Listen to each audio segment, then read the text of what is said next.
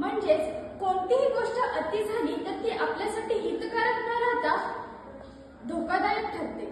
राष्ट्रपिता महात्मा गांधी यांच्या मते साधन जर चुकीच्या मार्गाने वापरलं गेलं तर ते प्रगतीचं नव्हे तर विनाशाचं कारण ठरतं.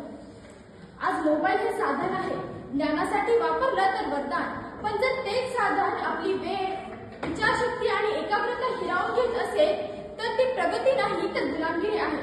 आज आपण एका बोटाच्या स्पर्शाने संपूर्ण जगाच्या जवळ आलो आहोत, पण त्याच वेळी स्वतःपासून दूर चाललो आहोत. आपण मोबाईल वापरतोय की मोबाईल आपल्याला वापरतोय हा प्रश्न आज फक्त व्यक्तिपुरता मर्यादित नाही तर तो संपूर्ण पिढीच्या भविष्यासाठी उभा राहिलेला आहे. आणि म्हणूनच मी आज इथे विषय घेऊन उपस्थित आहे, मोबाईलचे व्यसन एक नवा धोका. हस्तचलित यंत्रम अद्यत्वे जीवनस्य आवश्यकम यंत्रम अस्ति. अर्थात आजच्या काळात हाताने चालवलेले यंत्र हे मानवी जीवनासाठी अत्यावश्यक साधन आहे. मद्यप्राशन केलेला व्यसनी व्यक्ती लगेच दिसून येतो, परंतु मोबाईलचे व्यसन असणारा व्यक्ती दिसून येत नाही.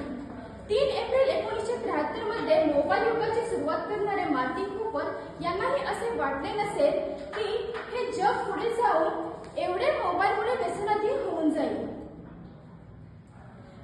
तरुण, तरुणी, मुले तसेच जन्माला आलेले बाळ सुद्धा त्या मोबाईलच्या चकचकीत प्रकाशाने प्रभावी झाले. मोबाईल आजची गरज आहे हे मी नाकारत नाही. शिक्षण, माहिती, संपर्क, व्यवहार आणि बरंच काही सगळं एका छोट्याशा उपकरणात सामावलेलं आहे. पण जेव्हा गरज सवय बनते, सवय व्यसन बनते आणि व्यसन आयुष्यभर प्रभुत्व गाजवतो तेव्हाच धोका जन्माला येतो. आजचा विद्यार्थी मोबाईल हातात घेतो आणि एक नोटिफिकेशन, एक रील, एक मेसेज आणि अभ्यास तो कधीही सुरू होत नाही. काही मुले तर मोबाईल शिवाय जेवण सुद्धा करत नाही. फुटबॉल, व्हॉलीबॉल, क्रिकेट, बॅडमिंटन यांसारखे खेळ मैदानावर खेळण्याऐवजी मोबाईलवर खेळताना दिसतात. या मुलांची बुद्धिमत्ता कितीही अफाट असली पण जर ते शारीरिक ताकदीने कमजोर राहिली तर त्यांना या जगाच्या विकासात टिकता येणार नाही.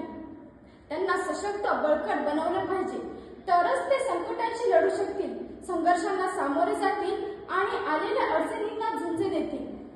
या उभरत्या 21व्या शतकात मोबाईल शिवाय जगणं अशक्यच झाले. परंतु लक्षात ठेवा मित्रांनो, या जगात दुसरा कोणीही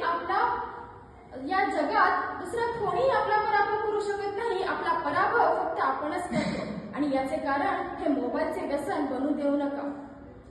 सोशल मीडिया, गेमिंग आणि मनोरंजनाच्या आकर्षणाने डोपामिनचा प्रभाव जास्त जाणवतो. सध्या मोबाईलचा सर्वात मोठा परिणाम हा आरोग्यावर होताना दिसतो.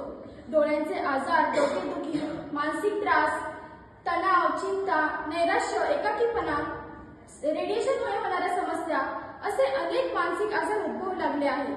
तसेच समाजातील प्रत्यक्ष संवाद कमी झाल्याने नातेसंबंधांमधील दुरावा, विद्यार्थ्यांच्या अभ्यासात न लागणारे लक्ष, कामात दिरंगाई असे कित्येक दुष्परिणाम दिसून येत आहेत. WHO ने 2025 मध्ये मोबाईल व्यसनाला 54हून अधिक देशांमध्ये मानसिक आजाराचे लक्षण मानले आहे. एवढेच नव्हे तर आता स्मार्टफोनच्या जास्त वापराने करंगळी वाकडी झाल्याची तक्रार करण्याची संख्या दिवसेंदिवस इतकी वाढत चालली आहे की याला स्मार्टफोन पिंकी सिंड्रोम असे म्हणतात. यावर सायकोलॉजिस्ट जस्टिन गिल म्हणतात, तुम्ही तुमची समस्या किंवा दुःख इतर कोणालाही सांगत नाही आणि अशा बाबतीत जेव्हा AI ची मदत घेतली जाते तेव्हा ते गंभीर मानसिक आजाराचे लक्षण असू शकतं. मी म्हणे, with every technology along its uses comes the misuses and it is the user's responsibility to use the technology with caution. Mobile योग्य पद्धतीने वापरला तर तो व्यसन ठरत नाही. मोबाईलमुळे डिजिटल व्यवहार, तत्काळ संवाद, ऑनलाईन कोर्सेस, अभ्यास सामग्री सगळं काही सोपं झालं आहे. आरोग्य, सुरक्षितता आणि आपत्कालीन मदतीसाठी मोबाईलचा उपयोग हा वेळोवेळी आणि अचूक ठरू शकतो.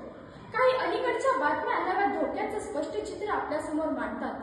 मोबाईलच्या अतिवापरामुळे आणि निष्काळजीपणामुळे काही सामाजिक धोकेही घडून येत आहे, ज्याचा परिणाम मानवी जीवनावर होतोय. जसे की बंदूक डोक्यावर लावून धरत सेल्फी काढण्याच्या नादात मोबाईल ऐवजी बंदुकीचं बटन दाबून आलेला मृत्यू, तर रस्त्यावर अपघात होताच अँब्युलन्सला संपर्क साधण्याऐवजी फोटो व्हिडिओ काढण्याच्या नादात प्राण गमावून बसलेला तो रुग्ण, तर छत्रपती संभाजीनगरमध्ये पोलीस प्रशिक्षण घेत असणाऱ्या 16 वर्षीय मुलाचा मोबाईलसाठी हट्ट आणि मोबाईल न दिल्याने डोंगरावरून उडी मारून आलेलं ते मरण, तर दुसरीकडे मोबाईल हिसकावून घेतला म्हणून आपल्या आईच्या डोक्यावर केला जाणारा बॅटचा प्रहार, असे अनेक संकटकालीन अपघातांचे कारण हे मोबाईलचे व्यसन आहे, जे की एक धोकादायक आहे. आज प्रश्न मोबाईल तंत्रज्ञानाचा नाही तर मोबाईल नियंत्रणाचा आहे. दिवसातून थोडा वेळ स्क्रीन पासून दूर राहणं, संवाद साधताना समक्षरित्या बोलणं, हे छोटे बदल मोठा फरक घडवू शकतात. शाहू फुले, आंबेडकर, छत्रपती शिवाजी महाराज असे अनेक महान व्यक्ती घडले, कारण त्यांनी वेळेचा सदुपयोग केला आणि ते देशाच्या कल्याणासाठी झटले. परंतु याच देशात या नवनवीन आधुनिकीकरणाचा जो धोका उद्भवू लागला आहे, त्यास नियंत्रणास आणणे अत्यंत महत्त्वाचे आहे. शेवटी मी इतकेच सांगू इच्छिते, सतसत विवेक बुद्धी यावर विचार करून स्वतःसोबत इतरांनाही जागृत करा आणि मोबाईलच्या डाटापेक्षा आपल्या बुद्धिमत्तेचा कधीही न संपणारा जो अनमोल डाटा आहे, त्याचा योग्य वापर करून या देशाचा, समाजाचा विकास घडवा. कारण भविष्य